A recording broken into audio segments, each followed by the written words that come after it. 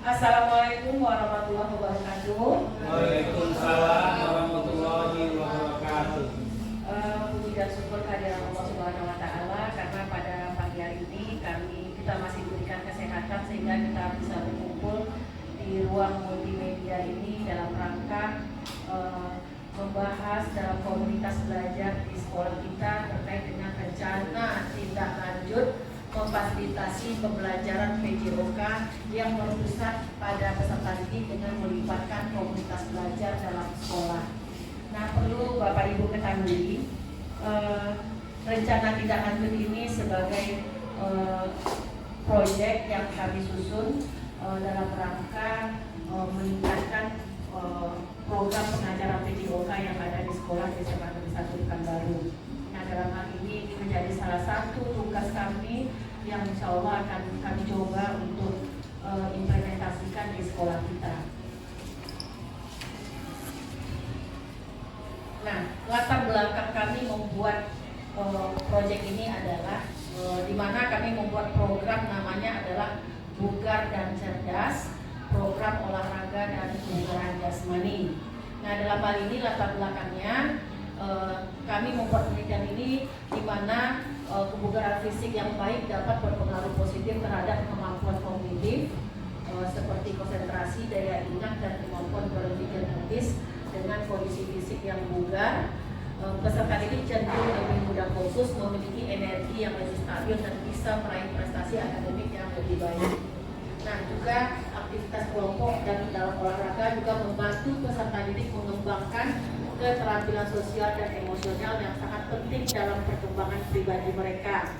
Nah, kemudian juga kita ketahui bahwasanya kita melihat dalam kondisi yang saat sekarang ini di mana kebanyakan dari peserta didik kita kecenderungannya banyak menghabiskan waktu dengan permainan gadget mereka tanpa melakukan aktivitas fisik. Kemudian mereka kurang bersosialisasi dengan temannya karena sibuk dengan aktivitas mereka sendiri dengan bermain adanya alat HP saat ini yang ada, kemudian adanya laptop, di situ banyaknya permainan-permainan yang itu dapat melalaikan mereka dalam kemampuan fisik dan kognitifnya.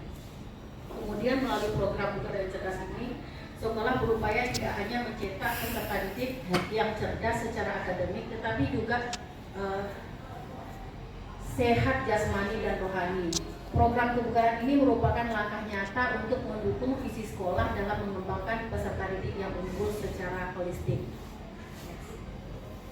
Nah, tujuan program ini untuk menjawab tantangan, menyediakan lingkungan yang mendukung peserta didik untuk aktif bergerak, berolahraga, serta memahami pentingnya menjaga kebugaran sebagai bagian dari kecerdasan dan kesuksesan mereka. Kita ketahui Bapak Ibu bahwasanya selama ini dengan aktivitas mereka yang mereka memiliki tingkat kebugaran jasmani yang baik, pasti peserta didik itu akan memiliki kemampuan akademik yang baik. Kenapa? Karena peserta didik yang memiliki tingkat kebugaran jasmani yang baik itu dari segi fisik dan kemampuan mereka lebih gampang dan fokus dalam menerima pembelajaran. Berbeda dengan anak-anak yang tidak bugar. Nah, tentunya ini sangat berpengaruh sangat besar terhadap kemampuan akademik dari peserta didik kita.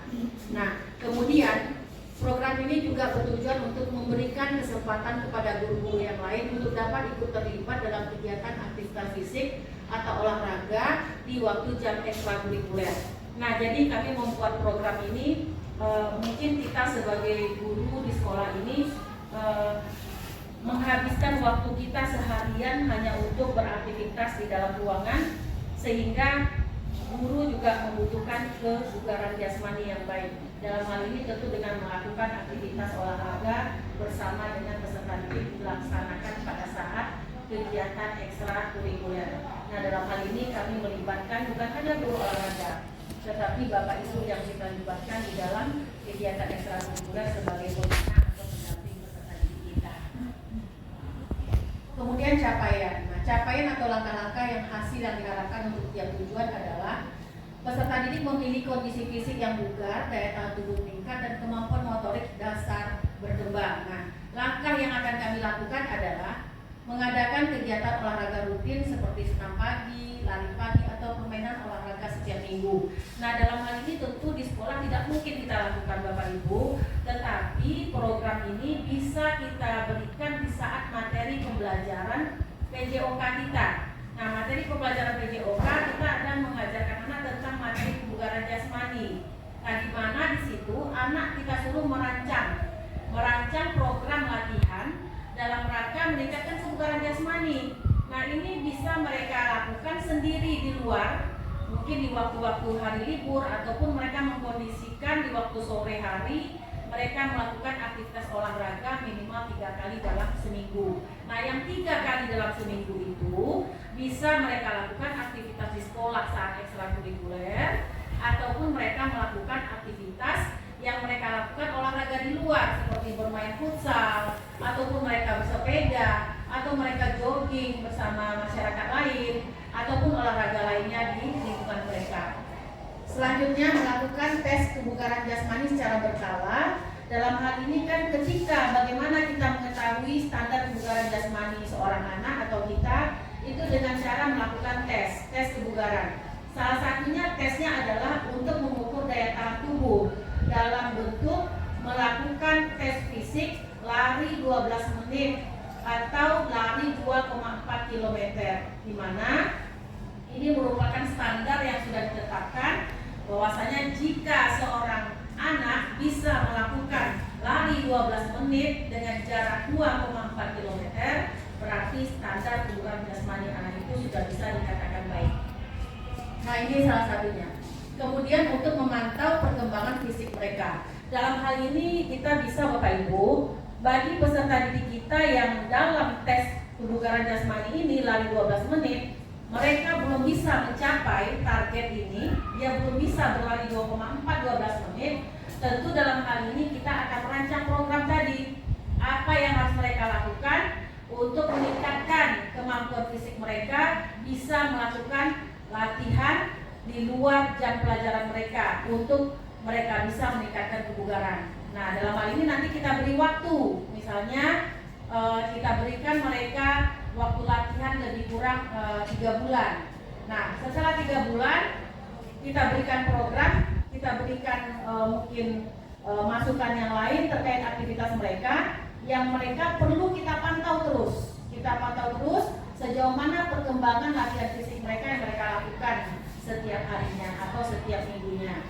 Nah, kemudian memberikan panduan tentang gerakan peregangan dan latihan dasar yang bisa dilakukan peserta didik di rumah ataupun di kelas. Jadi Bapak Ibu, mungkin ini juga masukan untuk kita semua. Kita pernah dulu di kurikulum 13 dianjurkan di waktu di sela-sela pembelajaran kita melakukan gerakan peregangan.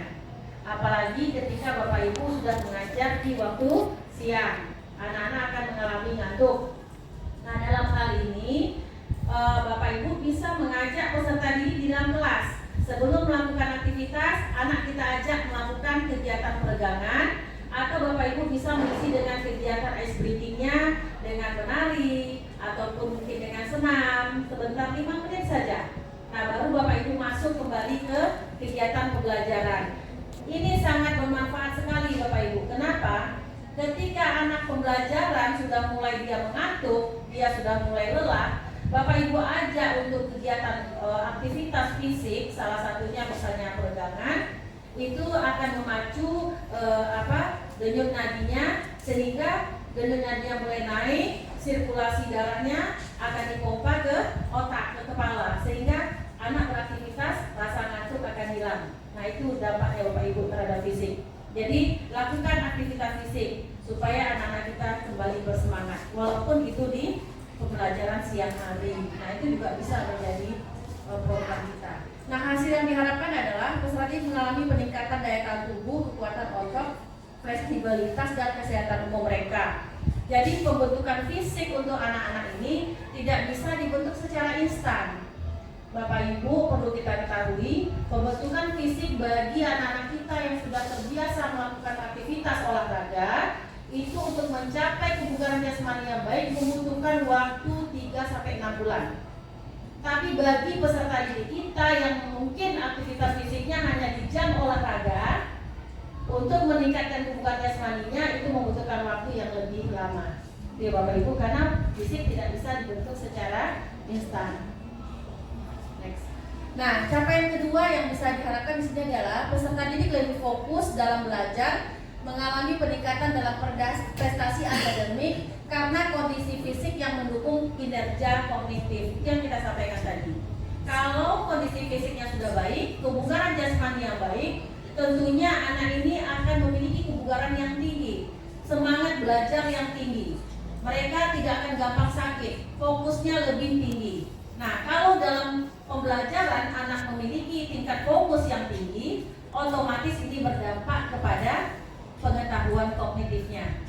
Nah, langkahnya apa? Menyusun jadwal olahraga yang tidak mengganggu jam belajar. Nah, ini yang tadi saya bilang, merancang program latihan.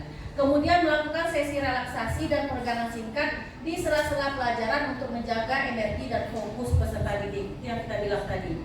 Kemudian memberikan materi yang menghubungkan pentingnya kebugaran fisik dan fungsi otak dalam kinerja belajar. Bapak Ibu, ketika kita mengajar, pasti kita akan menyampaikan kepada anak ini pembelajaran ini manfaatnya untuk apa bagi dia. Kalau itu bagi dia bermanfaat, pasti dia akan bersemangat. Saya contohkan Bapak Ibu. Saya pernah mengajar materi tes kebugaran jasmani, lalu saya bilang, apa manfaatnya? Salah satunya saya bilang, orang yang mau masuk sekolah kedinasan akan dites fisiknya. Salah satunya adalah tes lari 12 menit, saya bilang. Mungkin anak ibu ada yang pengen masuk sekolah kedinasan, pengen masuk Bintara, Polri, saya bilang. Itu melakukan tes fisik kebugaran jasmani. Otomatis untuk tes ini membutuhkan latihan yang lebih lama. Nah, apa bentuk programnya? Saya bilang, saya jelaskan kalau anak-anak mau memakai tenaga profesional di luar, itu bayarannya mahal. 1 bulan 2,5 juta.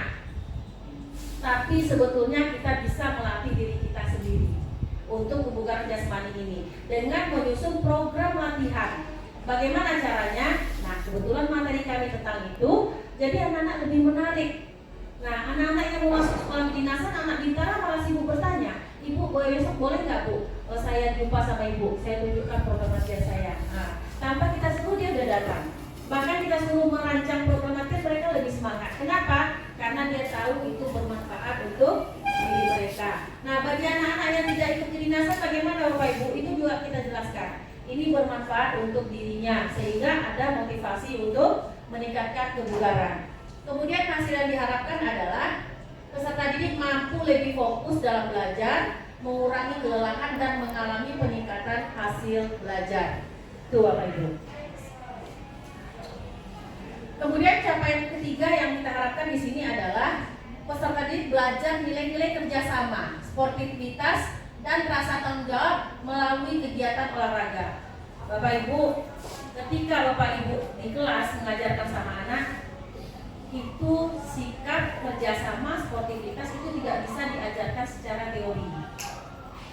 Ketika Bapak Ibu bilang, nak, kamu harus jadi orang yang sportif, kamu harus jadi orang yang disiplin, kamu harus bisa kerjasama, itu tidak bisa teori.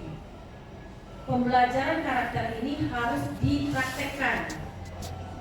Karena hanya kalau kita ajarkan teori, dia tidak merasakan. Tapi ketika dia belajar dengan praktek aktivitas fisik seperti permainan voli, permainan basket, kita bisa mengajarkan pendidikan karakter di situ. Karena di sana dibutuhkan kerja sama, sportivitas. Contohnya apa Bapak Ibu? Ketika dia bermain voli, ada anak yang melakukan bola pukulan double, anak itu pasti akan mengatakan itu pelanggaran. Secara otomatis anak akan bilang bolanya mati. Secara tidak langsung sudah mengajarkan anak untuk sportif. Dan anak yang melakukan pelanggaran pasti bilang iya. Begitu juga dengan basket. Ketika dia bermain basket, ketika dia bermain, dia main sendiri, mendribble bola sampai syuting. Lalu ada teman yang bilang, kok nggak bagi-bagi? Kan saya tadi ada di sini. Jadi anak yang tadinya individual akan berubah menjadi anak yang mau bekerja sama. Seperti itu. Secara tidak langsung sudah terjadi pembentukan karakter. Seperti itu Bapak Ibu. Nah, di sini melakukan permainan olahraga beregu seperti sepak bola, bola voli atau permainan kelompok lainnya. Kemudian mengadakan lomba-lomba olahraga antar kelas atau antar kelompok untuk mengajarkan sportivitas menghargai setiap upaya peserta didik dalam kegiatan olahraga yang memberikan apresiasi bagi kelompok yang bekerja sama dengan baik. Nah, ini Bapak Ibu bisa langkah-langkah yang kita lakukan dalam bentuk aktivitas fisik olahraga ataupun permainan kelompok. Nah, mungkin Bapak Ibu, anak-anak kita ada yang sifatnya individu, dia merasa pintar sendiri, dia tidak membutuhkan orang lain. Sementara ketika ada satu masalah, kita membutuhkan kerjasama. Nah, ini bisa dengan permainan kelompok. Saya contohkan lagi dengan anak-anak. Salah satunya adalah permainan benang kusut. Nah, benang kusut itu adalah permainan kelompok, Bapak Ibu. Ketika dia berpegangan tangan, tangannya sudah bersilang-silang, bagaimana cara mereka untuk bisa memutar atau membuka tangan tadi tanpa harus dilepas, sehingga membentuk satu lingkaran yang terlepas. Kita ibaratkan tangan yang bersilang itu adalah benang kusut. Nah, kalau hanya satu orang yang memaksakan diri untuk membuka, tidak akan terjadi. Tapi di situ dibutuhkan adalah kerjasama tim, dan harus memang ada di sana pemandunya. Nah, tidak ada lagi istilahnya saya yang paling hebat di situ. Butuh kerjasama. Ini salah satu bentuk permainan kelompok. Hasil yang diharapkan adalah peserta didik memiliki kemampuan kerjasama, sportivitas, dan tanggung jawab yang lebih baik, serta dapat menghargai upaya teman-teman mereka. Nah, bagaimana pelaksanaan ini rencananya akan kami lakukan adalah tentu dengan membentuk struktur program dan mitra dalam komunitas belajar yang akan kami rencanakan. Nah, struktur programnya adalah tentunya di dalam kegiatan ini akan mengadakan pembukaan dalam hal ini dan sosialisasi program. Sosialisasi program ini salah satunya Bapak Ibu ini yang sekarang kami paparkan, dan ini akan kita sampaikan kepada pihak sekolah dan orang tua. Kenapa? Karena orang tua harus tahu Bapak Ibu, apakah program ini bermanfaat untuk anaknya. Karena selama ini banyak orang tua yang punya pemikiran anaknya harus pintar, mohon maaf kepada guru eksak, matematika, fisika gitu ya, yang eksak karena untuk masuk ke perguruan tinggi, sehingga dia menganggap aktivitas di luar itu tidak penting. Anak dikejar dengan bimbel, pelatihan tambahan belajar di luar tanpa memikirkan kebutuhan fisik bagi anaknya. Nah, seperti itu. Nah, kemudian kita juga memaparkan ke orang tua pentingnya bugar dan sehat bagi anak mereka, sehingga ini dapat juga menghindarkan anak dari pergaulan yang salah. Ya Bapak Ibu ya, misalnya Bapak Ibu seperti yang disampaikan oleh guru kita sebelumnya, bahwasanya di dalam diri anak kita tuh ada kemampuan energi positif dan negatif. Nah, ketika yang muncul adalah energi positif, itu tidak akan masalah. Tetapi ketika yang muncul adalah energi negatif ini harus kita salurkan. Kita salurkan dalam bentuk aktivitas yang positif. Ketika aktivitas positif itu mereka jalankan, otomatis itu akan berdampak baik terhadap dirinya. Energi negatif anak-anak ini apa? Pertama Bapak Ibu, rasa ingin tahu mereka, ingin coba-coba, mencari jati diri. Nah, tentu mereka jika salah dalam melakukan aktivitasnya, ya ini anak-anak kita akhirnya narkoba, pergaulan bebas, dan lain-lainnya.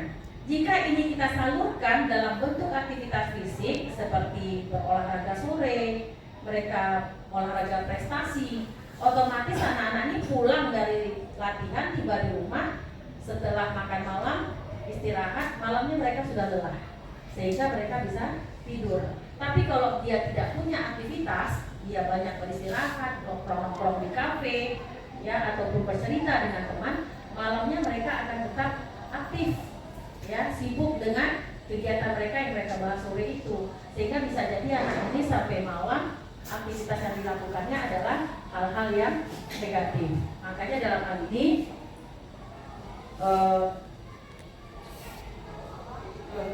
mohon dikat dulu. Ibu, terkait dengan struktur program, dalam hal ini yang pertama adalah sosialisasi program kepada sekolah, guru-guru, komunitas belajar sekolah, dan kepada orang tua.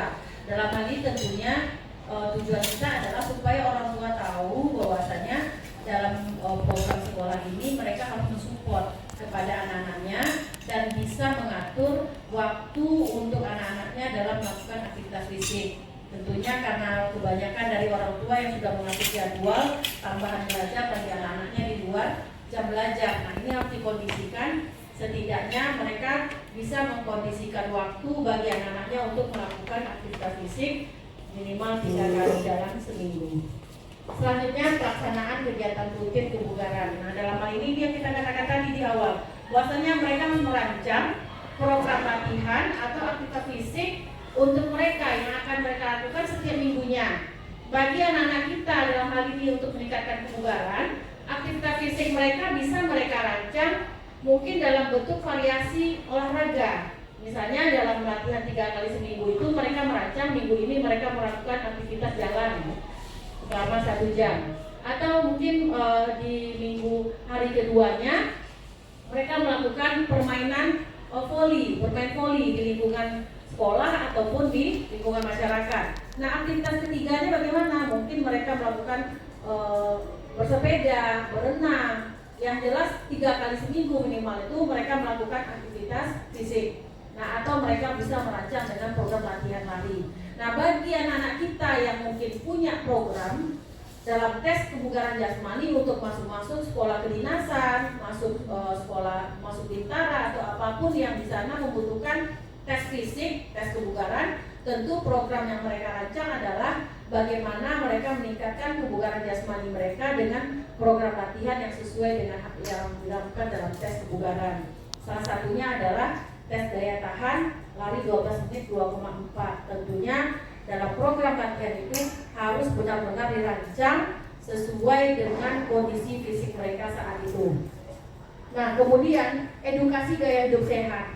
Nah, edukasi gaya hidup sehat ini adalah bagaimana di dalam proses pembelajaran kita bisa memberikan pemahaman kepada peserta didik kita bagaimana gaya hidup yang benar dalam keseharian mereka. Gaya hidup sehat ini tentu bukan hanya terkait dengan aktivitas fisik, tetapi mereka mengetahui juga apa makanan yang harus mereka konsumsi. Kemudian bagaimana istirahat mereka 1 hari. Apakah mereka harus tidur jam 12 malam, harus tidur jam 2 pagi. Tentunya untuk aktivitas gaya hidup sehat ini terkait dengan aktivitas mereka selama 1 hari itu. Mereka harus menyediakan waktu untuk mereka untuk beristirahat minimal 8 jam 1 hari. Kemudian melakukan aktivitas fisik, kemudian makan makanan yang bergizi. Nah, ini salah satunya yang dilaksanakan oleh program pemerintah saat ini, program makan bergizi. Kemudian melakukan kompetisi dan lomba olahraga terkelas.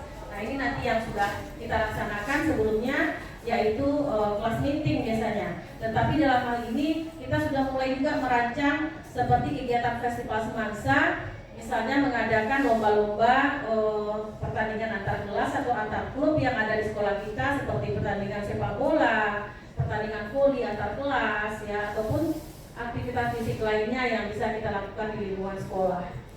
Kemudian refleksi dan evaluasi program. Dalam hal ini nanti kami akan melakukan evaluasi apakah program-program yang dijalankan ini bisa berjalan dengan baik dan apakah untuk kedepannya ini bisa kita lakukan lagi atau perlu ada sedikit perubahan, penambahan, revisi kegiatan yang kita sesuaikan dengan kondisi yang kita alami selama proses berjalan. Nah, mitra dalam komunitas belajar ini tentunya tadi saya katakan orang tua. Orang tua sangat berperan aktif di sini. Kenapa? Karena di rumah dengan pola hidup sehat ini orang tua yang punya peran dalam mengontrol aktivitas anaknya selama di rumah. Nah, ini butuh kerjasama dengan pihak sekolah, ya. Apakah anaknya tidur tepat waktu? Kemudian apakah anaknya betul-betul melakukan aktivitas fisik? Bagaimana konsumsi makan mereka di rumah seperti itu. Nah, kemudian juga kontrol orang tua yang lainnya. Kemudian guru dan staf sekolah, dalam hal ini guru olahraga. Guru olahraga melakukan di awal pembelajaran itu, di saat anak-anak baru masuk ke sekolah, melakukan tes fisik dulu, tes kebugaran. Bagaimana kondisi fisik peserta didik saat itu, dan menyusun rencana program latihan dalam rangka meningkatkan kebugaran jasmani peserta didik. Dalam ini peran guru olahraga kita. Tetapi saya lihat di sekolah kita memiliki guru-guru yang kompeten untuk itu. Kemudian petugas kesehatan UKS kita. Nah, dalam hal ini petugas UKS kita berperan dalam kemitraan kita ketika kita melakukan tes kesehatan bagi anak-anak kita terkait dengan kesehatan fisik, ya, bagaimana dengan kondisi tensi anak-anak kita, ya, bagaimana dengan lingkar pinggangnya, tinggi badannya, dengan berat badannya, semuanya itu dilakukan tes oleh pembina UKS kita. Nah, kemudian instruktur olahraga atau pelatih dari komunitas lokal. Nah, di sini ketika kita ingin meningkatkan prestasi olahraga sekolah, kita melaksanakan kompetisi antar kelas, tentunya kita akan menemukan anak-anak yang berbakat. Nah, anak-anak yang berbakat ini harus kita salurkan bakat mereka untuk menjadi lebih baik lagi dalam bentuk prestasi olahraga. Nah, bagaimana teknisnya? Tentunya sekolah menganggarkan dana supaya kita bisa mendatangkan pelatih yang profesional. Dalam hal ini seperti di SMA 1 kita mendatangkan pelatih basket, pelatih silat ataupun pelatih lainnya yang mereka itu kita undang ke sekolah. Tentunya harus konsekuensinya kita bayar dengan dana yang ada di sekolah kita, yaitu BOS atau BOSDA. Nah, ini makanya ada kemitraan dengan pihak luar. Kemudian puskesmas atau lembaga kesehatan terdekat. Dalam hal ini kita bisa mengundang kerjasama dengan puskesmas yang ada di sekolah kita yang selama ini sudah pernah kita jalin. Mungkin kita memberikan dalam hal ini kita mengundang puskesmas memberikan penyuluhan kepada peserta didik kita terkait dengan pola hidup sehat, bagaimana pergaulan yang benar, ya, dampak dari pergaulan seks bebas, kemudian juga bisa bagaimana meningkatkan kebugaran jasmani yang baik, ya, kemudian adanya tentang nafsa, kita juga bisa kesehatan reproduksi, kita bisa mendatangkan penyuluhan dari puskesmas atau lembaga kesehatan terdekat. Dalam hal ini bisa saja kita mendatangkan narasumber mungkin dari orang tua yang memiliki kemampuan dalam hal ini, gitu. Nah, di sini yang perlu kerjasama kita. Pernyataan-pernyataan tentang kapasitas dan di sekolah kelas atau sekolah itu prasarana fasilitas dan sarana olahraga kita memadai, tenaga pendidik kita kompeten, kemudian kesadaran dan dukungan kuat dari pihak sekolah ini saya rasa bisa. Kemudian komunitas sekolah kita partisipatif. Kita punya komunitas sekolah yang saya dapat info dari Ibu Evienti selaku ketua komunitas kita. Kemudian kapasitas pengelolaan program dan evaluasi dan sumber daya edukasi tentang gaya hidup sehat. Nah, rencana evaluasi kita akan melakukan formatif, dalam hal ini proses. Nah, apakah proses ini berjalan atau tidak? Kemudian dalam bentuk observasi. Nah, proses ini kita lakukan observasi, kemudian ada feedback dari peserta didik. Dalam hal ini mungkin kita bisa melayangkan berupa instrumen atau rubrik kepada peserta didik. Kemudian adanya refleksi harian dan evaluasi sumatif di akhir. Dalam hal ini kita melakukan tes. Selama proses program ini berjalan, di akhir kita tes, ada peningkatan nggak dari tes awal kemarin dengan kondisi fisik. Kemudian adanya kuesioner kepuasan peserta didik dan catatan kehadiran. Next. Kemungkinan tantangan yang dihadapi adalah mungkin keterbatasan fasilitas. Dalam hal ini memang kita tidak memiliki semua fasilitas olahraga yang lengkap, ya. Kemudian motivasi dari anak-anak kita yang mungkin masih rendah. Kemudian dukungan orang tua mungkin sebagian yang belum optimal. Tentunya tidak semua orang tua yang akan mendukung program ini. Kemudian konsistensi dan kedisiplinan dalam pelaksanaan. Kemudian kemajuan peserta didik yang terbatas serta keterbatasan waktu sekolah dan non akademik. Kita pulang sudah jam 3:30, 4:30. Tentunya anak-anak sudah lelah dengan pembelajaran sehingga waktu olahraga mereka tidak ada lagi. Kemudian perubahan gaya hidup dan kebiasaan, ya.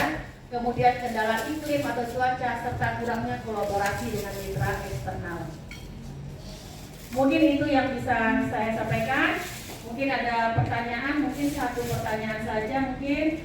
Silakan Bu Yani.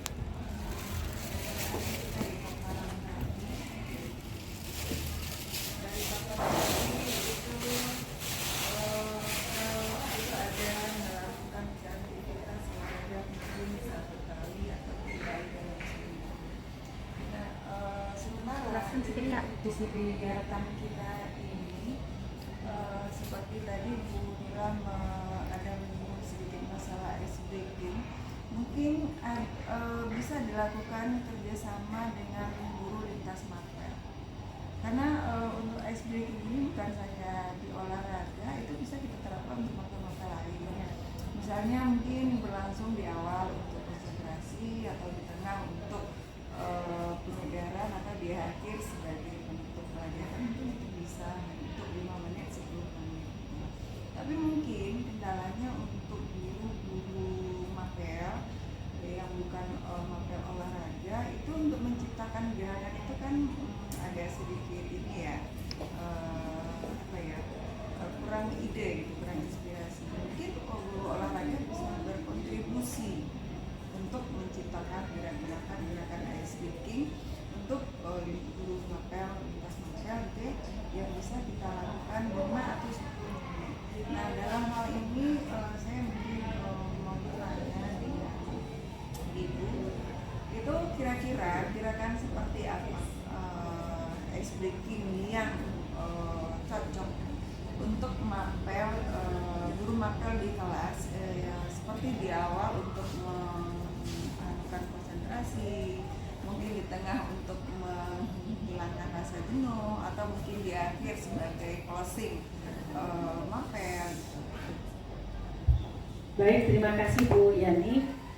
Seperti yang kami sampaikan tadi di awal tadi, bahwasanya kegiatan peregangan ini bisa kita lakukan untuk semua mapel, bukan hanya di PJOK saja.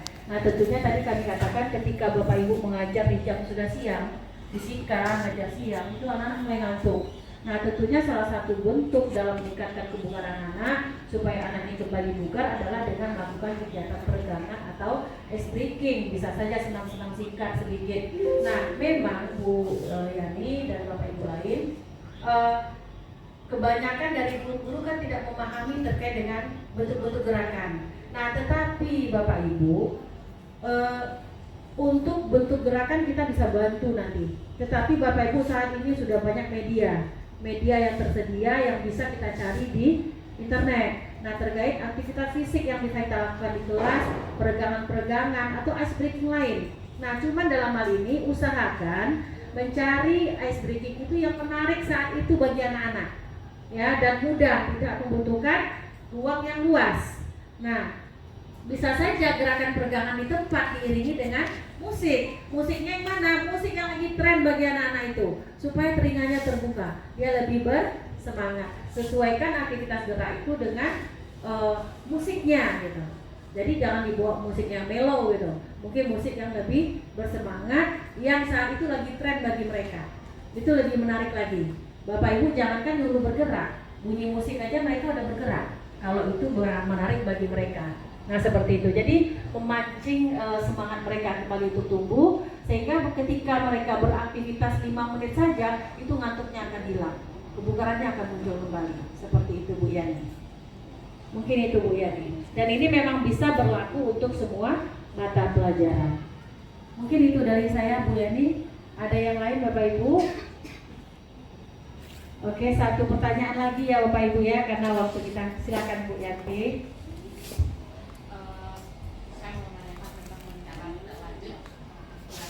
Fasilitasi kepada PJOK berpusat pada peserta didik yang melibatkan komunitas belajar. Yang mau saya tanyakan, apa peran yang diharapkan dari siswa, guru, dan staf dalam kegiatan lingkungan yang mendukung aktivitas PJOK di sekolah? Baik, peran peserta didik kita dalam mendukung aktivitas PJOK di sekolah, tentunya sebagai murid, mereka berperan adalah pembelajaran kita. Mereka sebagai orang yang jadi objek yang akan kita suruh beraktivitas. Kita sebagai guru ini memfasilitasi mereka, dalam bentuk aktivitas, kegiatan. Nah, tentunya guru dan staf dari ini sebagai fasilitatornya Bu Yanti. Ya, siswa adalah objeknya yang akan kita suruh beraktivitas. Karena dalam hal ini pembelajaran ini berpusat pada peserta didik. Target kita adalah bagaimana kita meningkatkan kebugaran jasmani peserta didik kita dengan melakukan aktivitas fisik seperti itu, supaya mereka bisa bugar. Nah, tentunya dalam hal ini kita sebagai guru dan staf, ya tentunya kita merancang program latihan untuk mereka atau program-program kegiatan untuk mereka. Ini peran kita sebagai guru, dan kita juga sebagai pemantau, ya, observasi. Nah, staf ini mengobservasi apa kegiatan-kegiatan yang dilakukan itu sudah berjalan atau belum. Nah, ini butuh kerjasama kita sebagai guru dalam hal ini dalam meningkatkan kebugaran jasmani siswa kita. Jadi dalam ini peserta didik adalah objek yang akan kita targetkan untuk meningkatkan kebugaran jasmaninya. Nah, tentunya dalam aktivitas olahraga dan aktivitas lainnya. Salah satunya di pelajaran PJOK, aktivitas fisiknya. Mungkin itu Bu Yanti. Baik. Oke, terima kasih Bu Yanti. Mungkin Bapak Ibu itu yang bisa kami sampaikan dan mohon dukungan dari kita semua. Lebih dan kurang kami mohon maaf. Saya tutup kegiatan kita dengan Assalamualaikum warahmatullahi wabarakatuh. Selamat siang. Terima kasih. Kan, ya.